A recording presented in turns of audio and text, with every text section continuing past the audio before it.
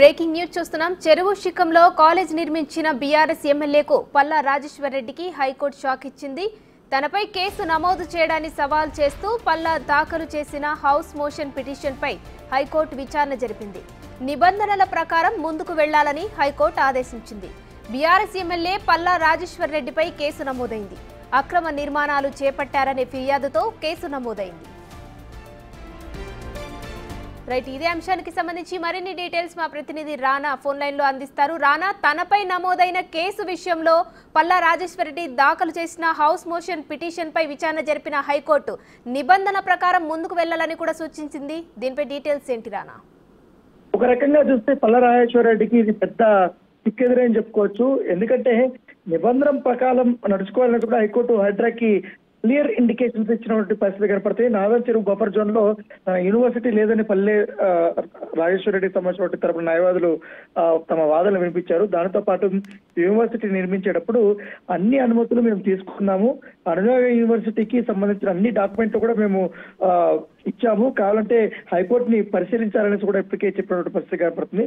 అయితే అవన్నీ పరిశీలించిన తర్వాత ఈ హైడ్రాకు సంబంధించినటువంటి వాదనలు కూడా విన్నారు. విన్న తర్వాత నిబంధనలు అతిక్రమించినటువంటి వారిపైన కూడా చర్యలు తీసుకోవాలంటూ కూడా ఇవాళ ఆదేశం ఇచ్చినటువంటి నేపథ్యం అయితే కనపడుతుంది. అయితే దీంట్లో ఒక చిన్న కిటుకు ఉంది. యూనివర్సిటీ నిర్మాణాల కూల్చివేత కాకుండా స్టే కోసం ఆయన హైకోర్టుని ఆశ్రయించడం పైన ఇది ఒక పెద్ద ఆసక్తికరమైనటువంటి పరిణామం చెప్పుకోవచ్చు. దాంతోపాటు ఈ హౌస్ మోషన్ పిటిషన్ దాఖలు చేశారు కాబట్టి చాలా సుదీర్ఘంగానే ఈ యొక్క పల్లా రాజేశ్వర్కి సంబంధించిన లాయర్లు కూడా వాదనలు వినిపించారు.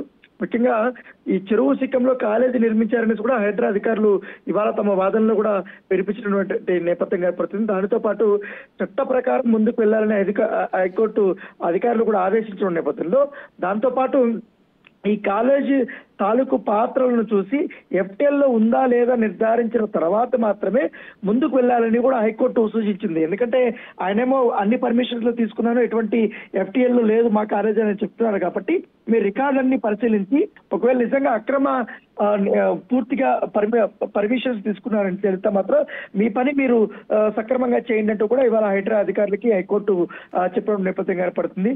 దానితో పాటు మరొక కీలకమైనటువంటి అంశం ఏమంటే అధికారులను బెదిరించి నాన్ FTL సర్టిఫికేట్ ని పల్లా రాజేశ్వర్ రెడ్డి తీసుకున్నారనేసి కూడా ఇవాళ హైడ్రా అధికారులు లాయర్స్ కూడా జడ్జి ముందు తమ వాదనని వినిపించారు. అగ్రికల్చర్ భూములను నాన్ అగ్రికల్చర్ గా కమర్షియల్ చేశాడు.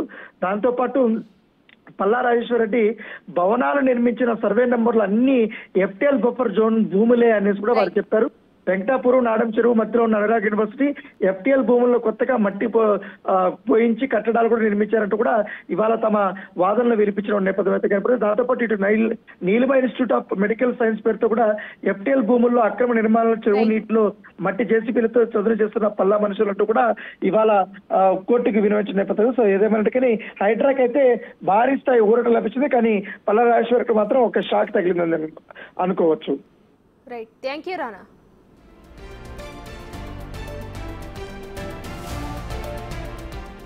చెరువు శిఖంలో కాలేజ్ నిర్మించిన బీఆర్ఎస్ ఎమ్మెల్యేకు పల్లా రాజేశ్వర్ రెడ్డికి హైకోర్టు షాక్ ఇచ్చింది. తనపై కేసు నమోదు చేయడాన్ని సవాలు చేస్తూ పల్లా దాఖలు చేసిన హౌస్ మోషన్ పిటిషన్పై హైకోర్టు విచారణ జరిపింది. నిబంధనల ప్రకారం ముందుకు వెళ్లాలని హైకోర్టు ఆదేశించింది. బీఆర్ఎస్ ఎమ్మెల్యే పల్లా రాజేశ్వర్ రెడ్డిపై కేసు నమోదైంది. అక్రమ నిర్మాణాలు చేపట్టారనే ఫిర్యాదుతో కేసు నమోదైంది.